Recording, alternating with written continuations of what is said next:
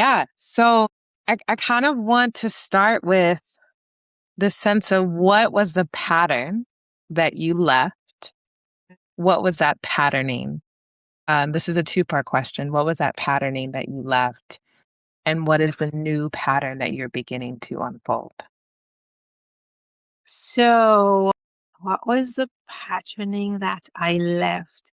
I feel like you can't really separate the patterning that I left from the patterning that is maybe United States, maybe Western thought. And I think so much of that was compartments. Like when I got to the US, that was the first time I became a minority. Mm. I didn't know what that was. And that, yes, 30 years later, now I'm really clear. But there's a way that life in the US feels like everybody in their box. It's not a stew. It's like a deli with people all over in their little containers. And life is also like a conveyor belt. Like we're just going from thing to thing to thing, and you come off and you go on, and you come off and you go on. And I think that as much as I had homeschooled my kids and I had chosen work that I could do from home, so I was trying to be in control of that pattern and that rhythm, but I wasn't really. And the more I tried to give my children opportunities and also give myself opportunities, the more I was back into understanding my place. What's the little box I was in, and what were the implications of that box uh, in terms of privilege and power and struggle and oppression, and how to protect my kids and stuff like that. So I think one of the patterns is hypervigilance. Hypervigilance around where's my box, and when I choose to break it because it's just I disagree, when I choose to break it, how do I keep myself safe, and those kinds of thoughts and the implications for my family, and the pattern of rushing. And I was never a rushing person, and people know as a Caribbean woman, I'm just like, round about 9 o'clock. I could plus or minus 2 hours. But still, the stress of you're never doing enough within the time you have. We have to maximize every minute. And I think those two in particular, like the third thing I would say is that in a society like the US and Western society, it's very easy for you to become a commodity to yourself. So true. Like so I treat myself like a commodity. So I don't get rest unless I've done enough. I don't use money to do something for pleasure until I have justified that in some productive way. So there's a way that just being able to live without justifying the living in some productive unit-based way, that feels like a pattern I want to break and want to figure out what would the other pattern would be. I don't know. Because it's so easy to think we're not being productive if you're just living. What is that you're doing? Yeah. So I'm curious about, the change of environment and what that gives me some space to think about differently and maybe even to practice differently. But before I move to the repatterning, I do want to kind of remain in this noticing because you named the noticing of like that I'm a minority. You named the noticing of like the hypervigilance. And, it's so interesting that not everyone has the courage to recognize the patterns and be willing to step into the freedom that is required, or maybe I shouldn't say the freedom that is required, but the courage that is required to be free of that. Yeah. And so I'm curious for you, like, was it a moment? Was there a series of moments that you were like, oh, being a minority, this hypervigilance, this being in this Western mindset and practice and deli box is not leading me towards freedom? And I know something else is. And so I'm just curious about like, what was the experience or the people that led you to say no more to this pattern and I'm about to do a new thing? Yeah, and I think there were external experiences, but I think just in how you framed it, I feel like I got the space to want something else. We were in a session together in our spiritual direction group, that program that we just did, and they invited us into a meditation with our ancestors.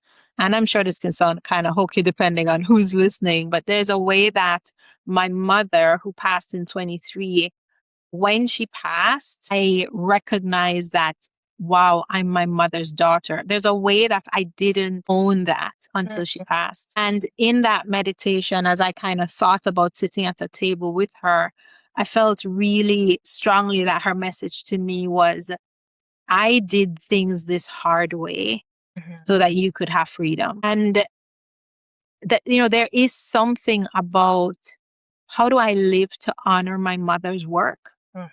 My mother's sacrifice. And so I do think that I've had like invitations to more freedom over multiple years. And every time you take a step into freedom, you notice the thing that's holding you back from freedom. Like there's a way that we become numb to it when we're just living it in the hustle of it and in the pain of it. And then you take a little step to freedom and you start to notice, oh, wow, I can see that a little more clearly. And the more you see, the more you can't unsee. Yeah. But I do think this kind of reckoning in 2023 with my mom and her gift of love to me. And then this conversation that I imagined myself having with her kind of set the tone to, if I could choose the easy way, what would it be? And we've so glorified, me too, the hard way and the struggle way, and we've moralized the kind of effort required to make it in the US. And what if there was an easier way? And I think my friend and I started to say, we want to live the soft life. Who are these people who are living the soft life? Can, can I and so I don't think I am, it's not as much an aspiration towards ease as much as, can I retrain my nervous system to do things easier? Because I will immediately go into stuff shows up and I'm doing the most. I remember one of the women who worked with me, my son, she was like, why do we always do the most? And so, yeah, I've moralized that and made it aspirational, made it a sign of my own identity as a person who's capable and type A and hardworking. And yeah, so I think my nervous system, all our nervous systems, we don't benefit from being persistently in that doing the most. Yeah. Like you do that for an event. Yeah. Go run a race. Yay, we won. And then we rest. And I think we've learned to live without resting. Yeah.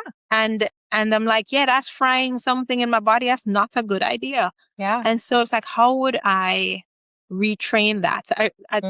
My last comment here, as I think about some of the questions that have come to me, scriptures talk about peace.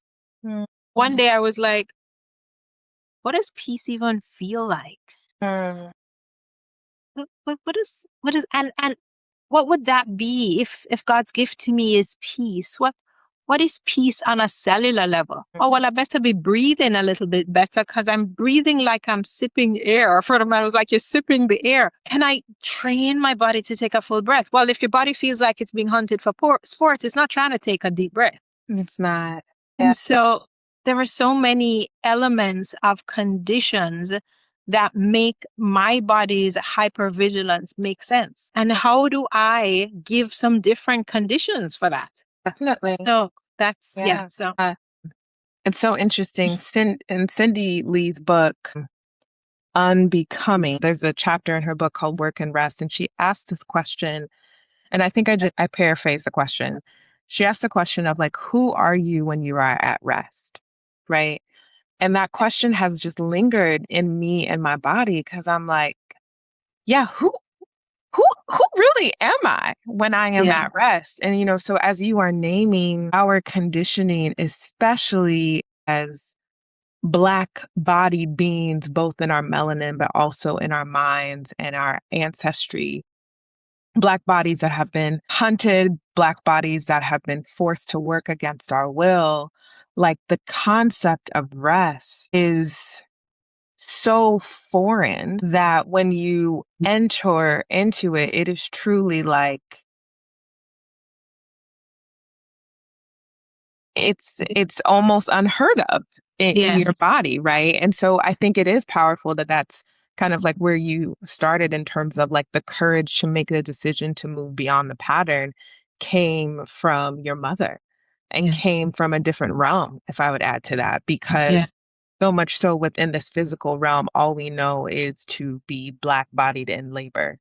Yeah. Yeah. And so it is truly like a revolution and a sense of freedom to be Black bodied and soft, Black bodied and at ease, Black bodied and choosing the care and the path that you like, that we are claiming is ours. And so now you have stepped into that path, you have accepted the call. Yeah.